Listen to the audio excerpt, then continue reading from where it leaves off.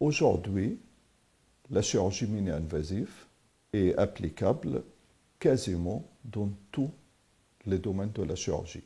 À l'hôpital Robert Debré, l'enfant peut être opéré pour ses reins, pour ses intestins, pour ses poumons, tout simplement avec des techniques qui utilisent des instruments extrêmement fins et avec une technique chirurgicale sophistiquée pour l'enfant lui-même.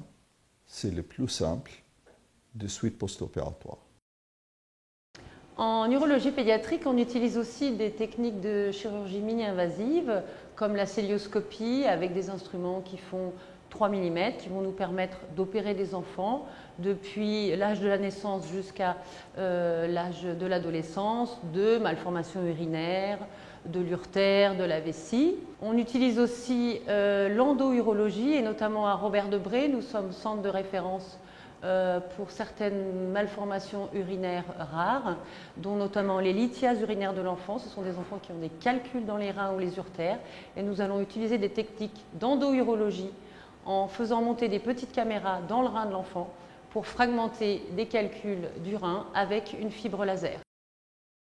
La célioscopie à Robert Debré, c'est déjà une histoire ancienne puisque ça a débuté dès les années 90 avec des instruments initialement peu adaptés à l'enfant, puis petit à petit qui se sont développés pour être plus adaptés aux petits et en particulier aux prématurés.